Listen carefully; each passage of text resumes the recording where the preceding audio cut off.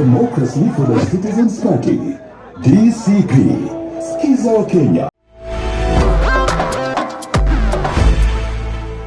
Finally, the day has come and Gachagua has made good of his promise to Kenyans by finally launching his new party called DCP. DCP stands for Democracy for the Citizens Party, and here's a general feel of the mood before Gachagua and the rest arrived. Here's the tip.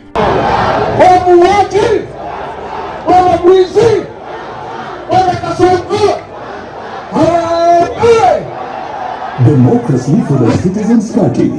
DCP. Skiza Kenya. And finally, in these images, you can see Rigathi'S flanked by Malala, Pastor Dorcas, and Methu ahead of the launch.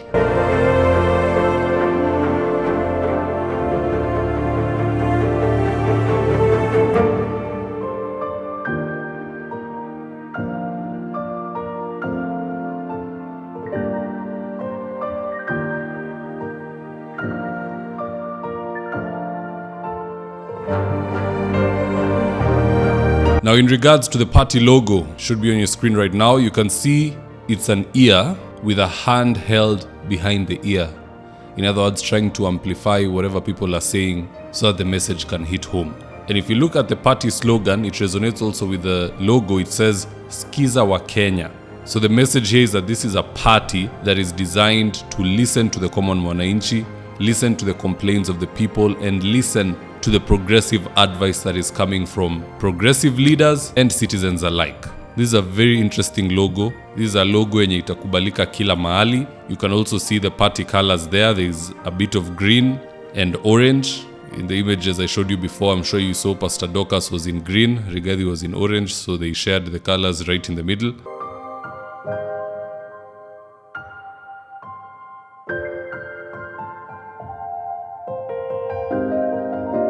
Although nimeona watu wengine Twitter wamekosa nidhamu, wanasema hii ni District Commissioners Party, but that is not the name. That's just people playing politics as is expected. Now, during the launch of the party, here's what Rigathi'S had to say about it. Roll the tape. Kenyans have told us boldly to form a political party that will form an inclusive and a listening government, a government for the people, by the people. Consequently, we took the challenge to a cause that many Kenyans believe in.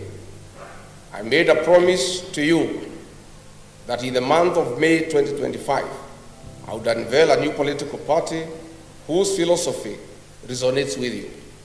As you all know, I'm a truthful man and an honest man.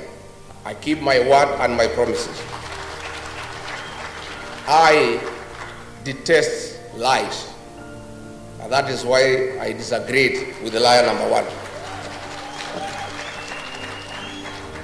We finally have a political party that belongs to all of us, where every Kenyan is treated equally.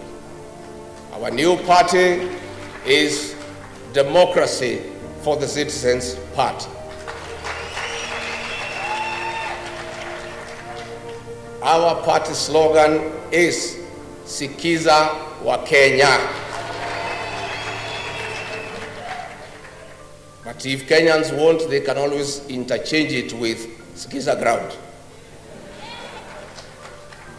Our party symbol is a listening ear. So, tukisema DCP, unasema Skiza ground? DCP? DCP? Ama Skiza ground? DCP? DCP? DCP? Tuko hapo.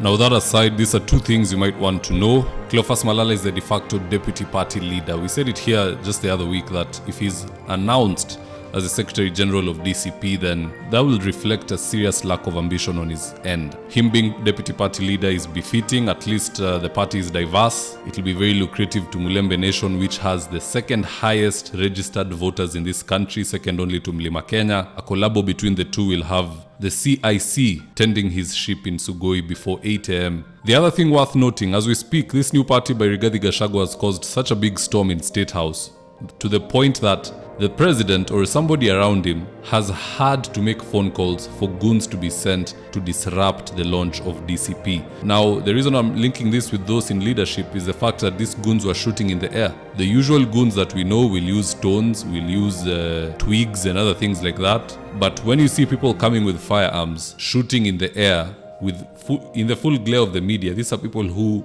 have been sent there with marching orders and they don't fear any repercussions whatsoever. Here's one such image.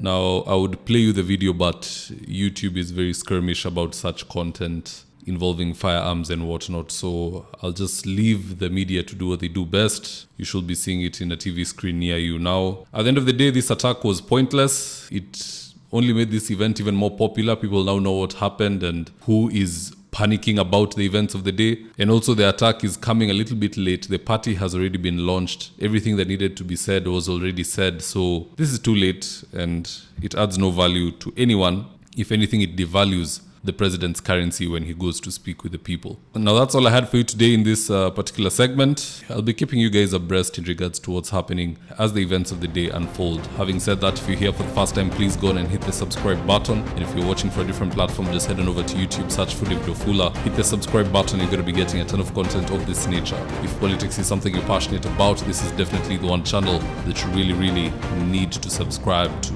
Alright guys, adios.